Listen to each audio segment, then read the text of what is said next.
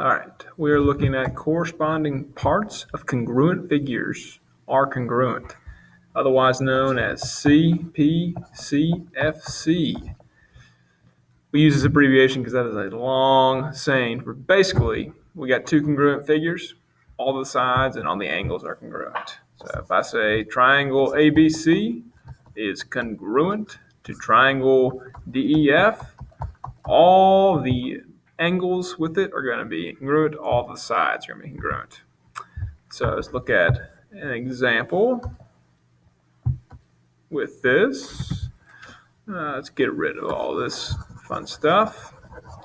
So we're looking at triangle FGH and LMN.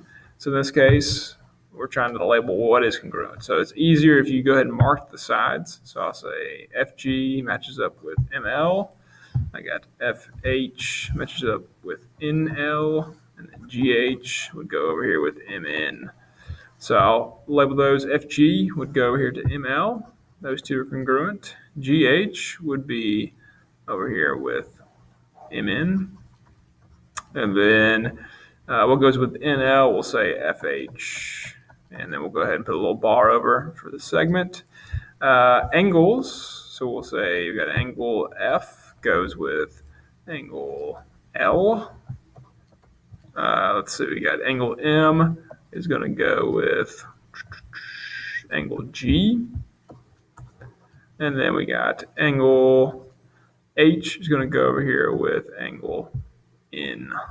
So again, all this to say, these two triangles are congruent to one another. That means all their sides and all their angles are congruent. So that's all we're saying with this.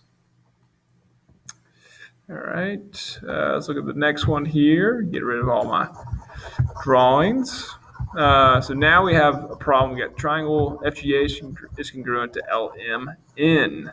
So in this case, we're going to use what we know. We got a lot of stuff here on the right side that we know. So let's go ahead and label that out. So I got 2x plus 1 goes for ML. So I'll say 2x plus 1. I got NM goes for 3z plus 9. I got angle M is 10y minus 30. I got angle L is 50. Okay, so we got a lot of info right there. Let's label this stuff for triangle FGH. We got FG is 19. I got GH is 12. I got angle F is 5y. And then angle H is 50 degrees. Okay, so kind of a redundant thing there at the end. I'm guessing I won't actually have to use that. We're going to solve for x first. So we said over here 2x plus 1 was ML. And then we know that's equal to 19 from my last problem. So I'll say 2x plus 1. It's got to be equal to 19 because FG, or I'll put it the other way. I'll say FG is got to be equal to ML. Right, since those are equal, so these equal to, I'd solve this. I'd end up getting, let's see, x equals 9, I believe. Minus 1 would be 18. Divided by 2 would be 9, solving that problem.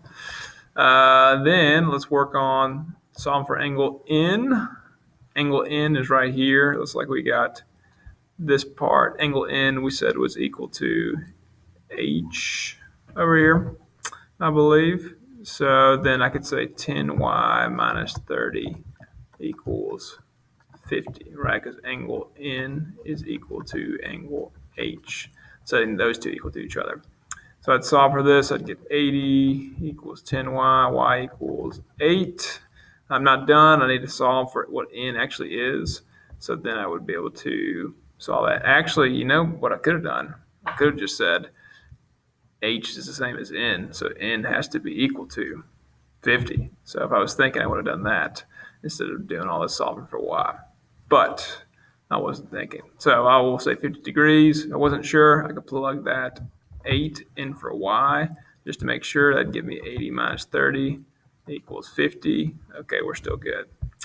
All right, now we solve for Z, our last hurrah here.